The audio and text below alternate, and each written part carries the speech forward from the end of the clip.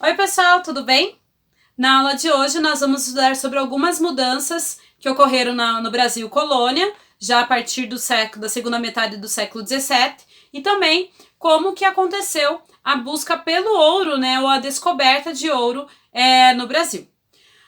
Como nós vimos, né, o Brasil colônia, ele ficou sobre domínio espanhol durante todo o período da União Ibérica, que foi de 1580 até o ano de 1640.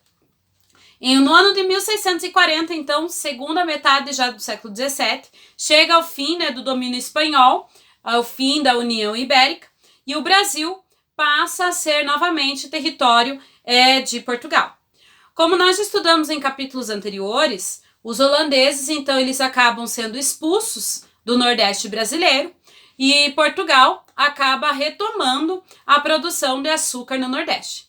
Só que os holandeses levaram mudas, né, de cana-de-açúcar e começaram a cultivar a cana-de-açúcar no Caribe, né, nas Antilhas holandesas. E assim passaram a concorrer com o açúcar que era produzido aqui no Brasil. E com isso, né, nós vamos ter uma grande crise do comércio do açúcar português. Essa concorrência vai levar com que Portugal comece a se preocupar e perceba que não pode, né, ficar estagnado no mesmo tipo de economia, no mesmo tipo de exploração ali no caso de açúcar. E passa então a incentivar a busca por novo tipo de riqueza, né, no caso o ouro. Antes, né, da busca até mesmo do ouro, Portugal, para tentar aliviar a crise, ele vai tentar enrijecer o pacto colonial. Se vocês lembrarem, né, vamos tentar lembrar o que é um pouquinho lá o pacto colonial. A gente precisa lembrar que as metrópoles são lá, então, os países, né, europeus que dominaram, né, diversas regiões na América. O Brasil, no caso, então, era a colônia de Portugal, enquanto Portugal era a sua metrópole. E no caso do Pacto Colonial, Portugal e Brasil tinham um acordo. O Brasil ele só poderia, né, estipular um tipo de comércio exatamente com sua metrópole, isso é, com Portugal. Ele não poderia comprar, vender, exportar, importar produtos, né, que não fossem justamente aí para a sua metrópole, Portugal. Portugal, então, decide, né, endurecer o pacto colonial para que o Brasil não comercializasse, né, não tivesse facilidades de comercializar com outros países, para que Portugal não sofresse ainda mais prejuízos que já estava sofrendo. Por isso, no ano de 1642, Portugal acabou criando um conselho chamado Conselho Ultramarino. Esse conselho, ele tinha o objetivo de centralizar mais o poder nas mãos do rei e menos, né, poder nas mãos dos colonos, nas mãos das autoridades coloniais. Então, todo e qualquer tipo de problema que existisse nas colônias portuguesas era resolvido através desse conselho ultramarino, tirando, então, todo o poder das mãos, justamente aí, dos colonos. Já no início do século XVIII, nós temos um tratado também que Portugal faz com a Inglaterra com o objetivo, né, de obter até mesmo mais lucro. Só que não é bem isso que acontece. Então, em 1703, Portugal e Inglaterra assinam um tratado chamado Tratado de Métway. Esse tratado determinava o seguinte, que Portugal deveria fornecer vinhos para a Inglaterra, né? A gente sabe, né, que até hoje um dos vinhos mais famosos é o vinho do Porto, né, uma das cidades ali de Portugal. Então ele deveria fornecer vinhos, né, o Reino de Portugal deveria fornecer vinho para os ingleses, enquanto os ingleses deveriam fornecer tecidos. É lógico, gente, que isso aí é uma troca, tá? Isso quer dizer que os vinhos eram oferecidos por preços mais baixos, em troca os tecidos também eram oferecidos por preços mais baixos pelos ingleses. E estabelecia que a Inglaterra não iria comprar, né, vinho de nenhuma outra nação, a não ser de Portugal, assim como Portugal não iria comprar nenhum tipo de tecido de outra nação, a não ser da Inglaterra. O problema está justamente no consumo desses produtos. Os ingleses, eles não compravam vinhos em tanta quantidade quanto Portugal comprava em tecidos. Então, Portugal comprava muito mais tecidos do que a Inglaterra comprava vinhos. Isso quer dizer que Portugal gastava muito mais dinheiro e recebia menos, já que não vendia tanto vinho assim para a Inglaterra. Isso vai trazer aí mais prejuízo para Portugal. E é exatamente, né, por causa de toda essa situação, seja a crise do açúcar, seja os prejuízos que Portugal teve por causa do Tratado de Methuen, além do contrabando, né, que existia aqui no Brasil para tentar burlar o Pacto Colonial, Portugal ele se vê, então, no momento que ele precisa tomar alguma atitude. E a atitude que ele toma é incentivar a busca pelo ouro. Desde o início da colonização, um dos objetivos portugueses era buscar ouro. Mas no Brasil não foi possível, porque você tinha, né, toda a mata densa, a mata atlântica, né, ali no litoral brasileiro, para ultrapassar, para chegar, né, onde estavam realmente as jazidas de ouro. Isso não foi possível no primeiro século aí, né, de colonização, no século XVI.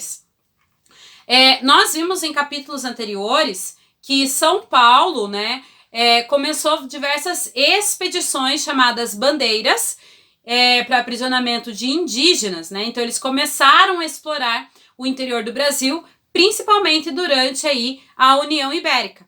E um dos objetivos, além, né, dessa exploração do aprisionamento indígena, um dos objetivos principais era justamente encontrar ouro, né? Então, os bandeirantes já ali no século XVII, né, durante ali a União Ibérica, eles já buscavam ouro. Só que agora, no século XVIII, Portugal ele vai dar um incentivo maior e vai intensificar ainda mais essa busca pelo ouro. E as primeiras jazidas de ouro, elas vão ser encontradas já no final do século aí, 17. As primeiras jazidas de ouro foram encontradas justamente na região de Minas Gerais. O estado, né, de Minas Gerais tem justamente esse nome porque era a região das minas de ouro e diamante.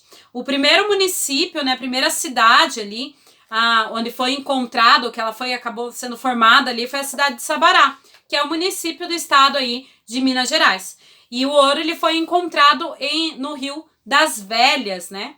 E apesar das notícias circularem, né, lentamente por essa região, as notícias começaram a circular e diversas pessoas começaram, né, a vir para essa região de Minas Gerais, justamente buscar esse ouro que dava no leito do rio.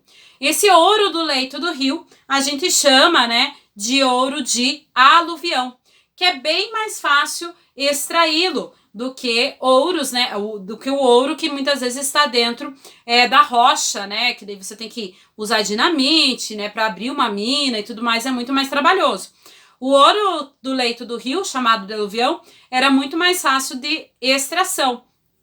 Então, muitos trabalhadores, né, muitas pessoas começaram a se deslocar para essa região de Minas Gerais. E o governo, né, português, sabendo dessa procura de ouro nessa região, começou então a distribuir lotes de exploração, que foram as chamadas datas. Isso aconteceu justamente por causa que nessa região, né, os que haviam descoberto ouro eram os bandeirantes paulistas, eles acabaram se achando o dono do ouro que estava ali. E pessoas que começaram a vir de outras regiões, que eram chamados aí de estrangeiros, né, os chamados emboabas, como chamavam na época, né, como apelido, eles começaram também a vir para Minas Gerais e começaram a entrar em disputa por essas terras com os bandeirantes aí, principalmente paulistas. Por isso, o governo decidiu começar a distribuir aí lotes para que não houvesse, né, conflitos entre as pessoas. Uma coisa interessante, né, a respeito das características gerais da exploração de ouro é que você vai ter uma forte presença da mão de obra escrava. Só para você ter uma ideia, né, o comércio de escravos nessa época cresceu muito. Lembre que antes os escravos, né, do continente africano já eram trazidos, essas pessoas já eram trazidas para o Brasil para exploração justamente do açúcar, né, na produção do açúcar. Quando começa a exploração de ouro na região ali de Minas Gerais, você vai ter também um intenso comércio escravo. Isso quer dizer que vai aumentar a quantidade de escravos que vão ser trazidos. Só para você ter uma ideia, o livro de vocês traz esse dado lá na página 93. Lá fala assim, ó, o comércio de escravos também cresceu, com o envio de cerca de 341 mil escravos para regiões mineradoras. Então, imagine, 341 mil escravos vieram, né, trazidos justamente para essa região. É interessante porque naquela época não existiam estradas. Então, para chegar nessa região que havia se descoberto Minas, somente chegava a pé mesmo. Então, você imagine as viagens, né, que essas pessoas faziam para chegar justamente onde estava o ouro. Muitas vezes eles tinham, né, que atravessar, como era uma região mais de interior, eles tinham que atravessar a serra, né, seja a Serra do Mar ou outras serras ali, como a Serra da Mantiqueira, que era também ali que é dessa também região. Então você vai ter um intenso processo, né, de imigração interna, pessoas que muitas vezes estavam até mesmo no Nordeste brasileiro, que já estavam com crise, né, na questão do açúcar, decidiram abandonar tudo e vir para essa região de Minas Gerais para explorar justamente o ouro, né, dessa região. Ali em Minas Gerais também foram descobertas minas de diamante, e o diamante passou a ser aí explorado. Só que o governo ele precisava ter um controle, né?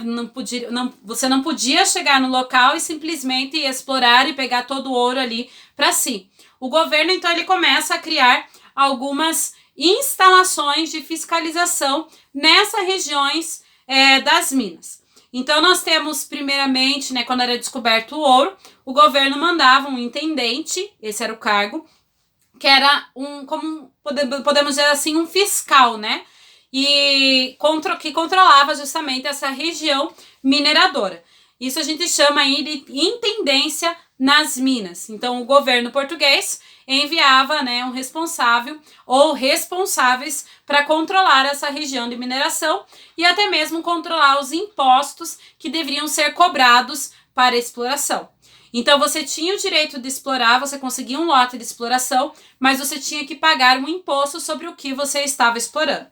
Um dos primeiros impostos que a gente pode falar é o chamado quinto. Isso quer dizer que 1/5 de tudo que você encontrasse de ouro, que muitas vezes não era fácil, 20% do que você encontrasse de ouro, então você tinha que estar pagando para o governo português. Então, por exemplo, se você encontrasse 100 gramas de ouro, dessas 100 gramas de ouro, 20%, né, 20 gramas ficavam aí para o governo português.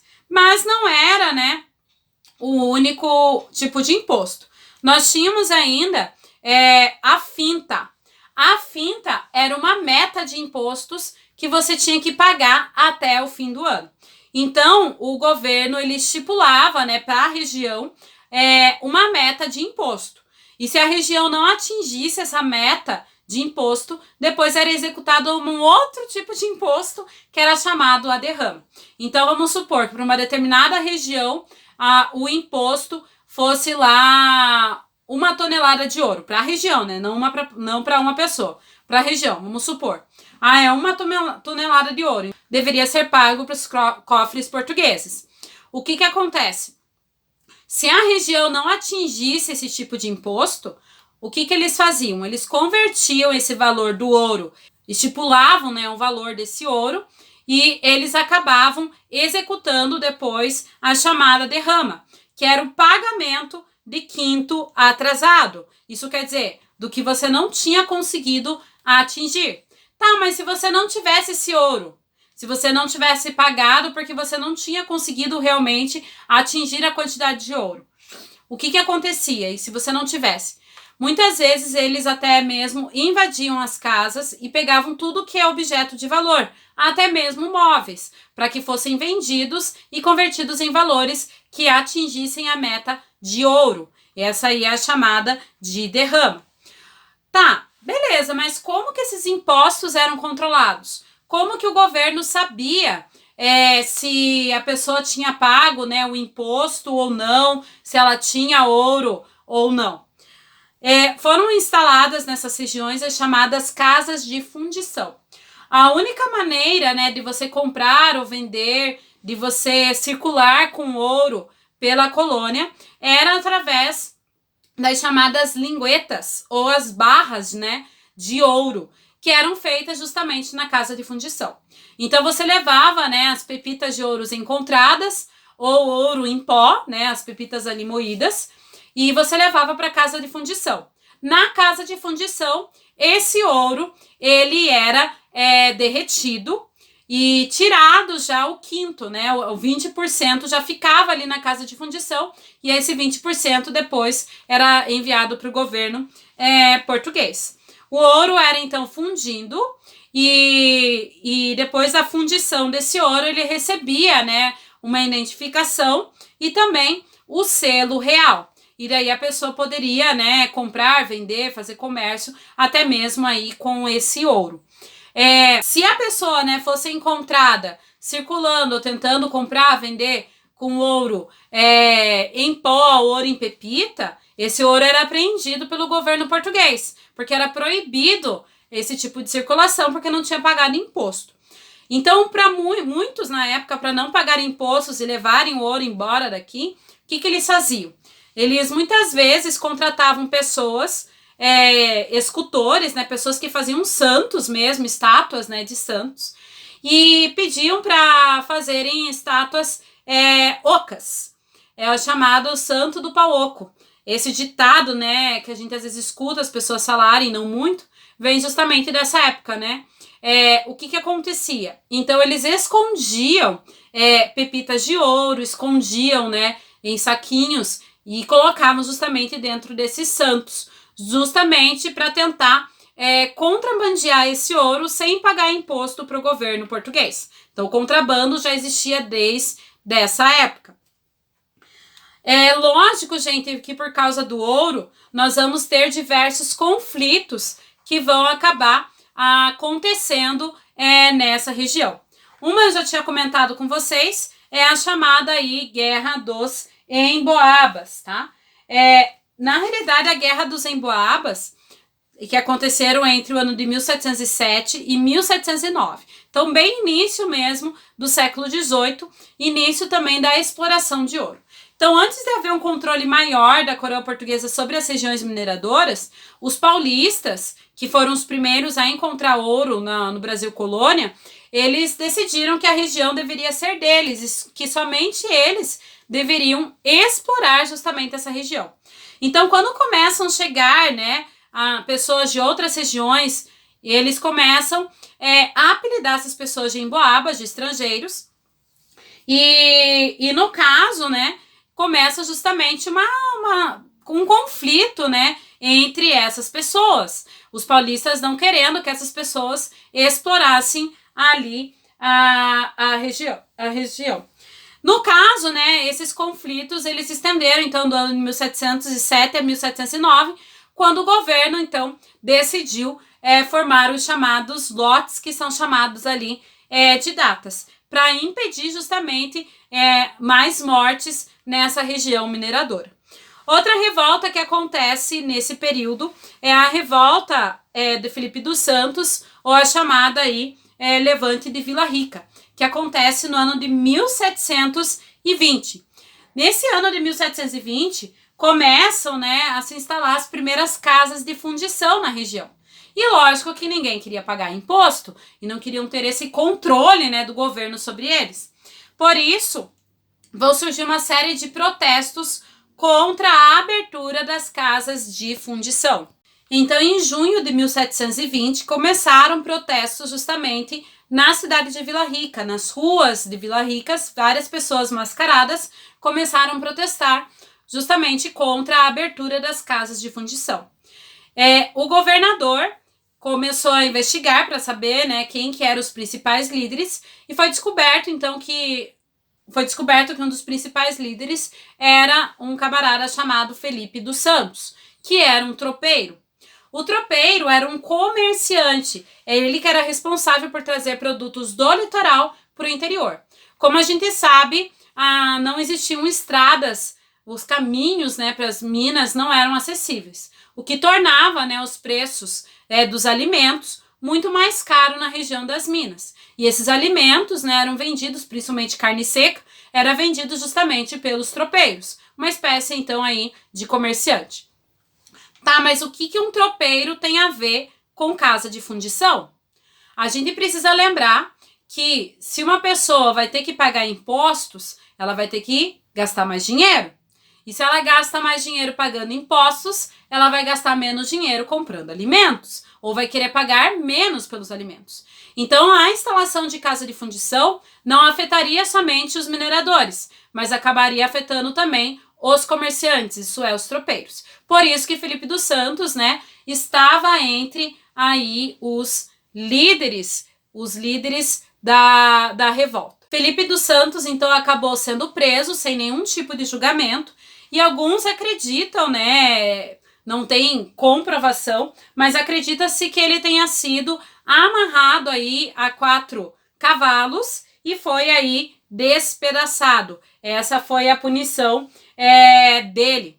Outros líderes, né, não sofreram essas punições. No caso, o Felipe dos Santos, ele serviu de exemplo para as outras pessoas, para que outras revoltas não acontecessem a respeito aí das casas de fundição.